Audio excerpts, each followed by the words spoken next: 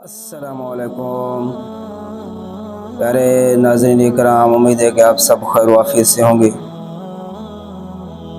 مولانا رومی رحمۃ اللہ تعالی علیہ فرماتے ہیں کہ ایک دانا و بینا شخص نے بطور تمثیل کہا کہ بڑے صغیر کے ایک علاقے میں ایک ایسا درخت ہے جس کے سائے کا پھیلاؤ کئی کوس ہے، اس کے جڑ پاتال کی خبر لاتی ہے اور اونچائی آسمان تک پہنچتی ہے، اسے مخلوق خدا فائدہ اٹھاتی رہتی ہے، اس کے پتوں کے متعلق لوگوں کا یقین ہے کہ وہ انتہائی تلخ ہوتے ہیں، مگر جس شخص کو قسمت سے کوئی پتا ہاتھ لگ جائے اور وہ پتا کھا لے تو اسے حیات ابدی نصیب ہو جاتی ہے۔ اس درخت کے نیچے مردان خدا سالہ سال جھولیاں پھیلائے انتظار میں بیٹھے رہتے ہیں کہ کب کوئی پتا چڑھے اور اس کے ہاتھ آئے۔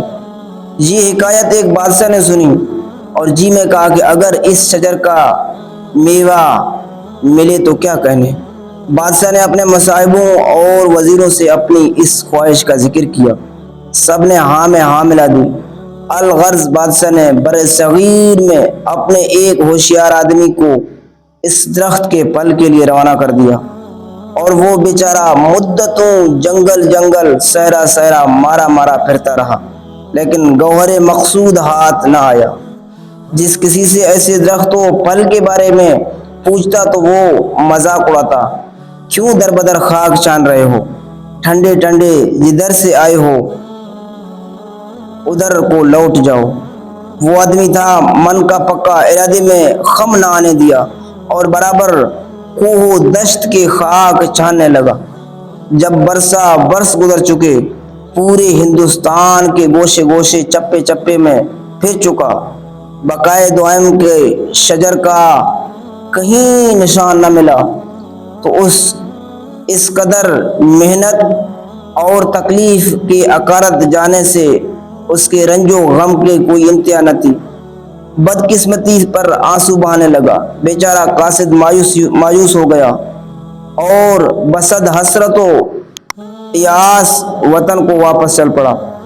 سچ کہتے ہیں کہ کسی کی محنت رائے گاہ نہیں جاتی۔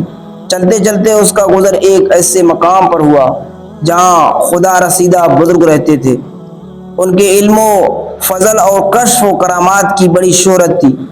قاصد نے دل میں سوچا کہ مجھے ان بزرگ کی خدمت میں جانا چاہیے، ممکن ہے کہ شیخ کی نگاہ الطافات سے بگڑا کام بن جائے اور مایوسی راحت میں بدل جائے۔ یہ سوچ کر چشم پر آب لے کر شیخ کے پاس حاضر ہوا۔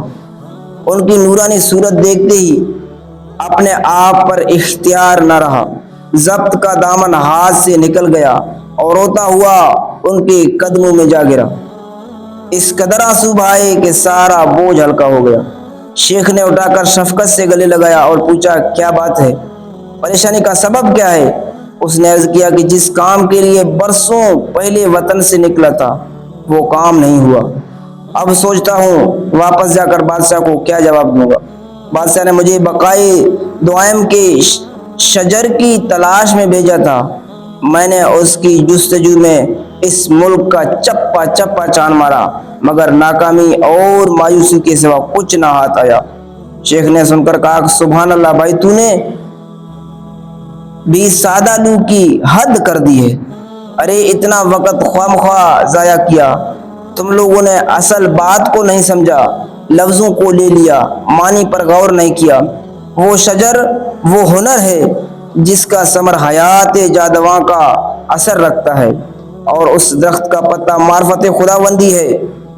جس کو علم حاصل کر کے خدا کی معرفت مل جائے وہ زندہ و جاوید ہو جاتا ہے، اسے ہی دائمی زندگی کہتے ہیں۔ یہاں مولانا روم رحمۃ اللہ تعالی علیہ نصیحت فرماتے ہیں کہ اے عزیز، صرف الفاظ پر غور نہ کر، معنی کی اندر غوطہ لگا، صورت کے پیچھے مت بھاگ، سیرت دیکھ، ظاہر پر نہ جا باطن دیکھ، صفت پر نظر نہ رکھ تاکہ تجھے ذات کی طرف لے جائے۔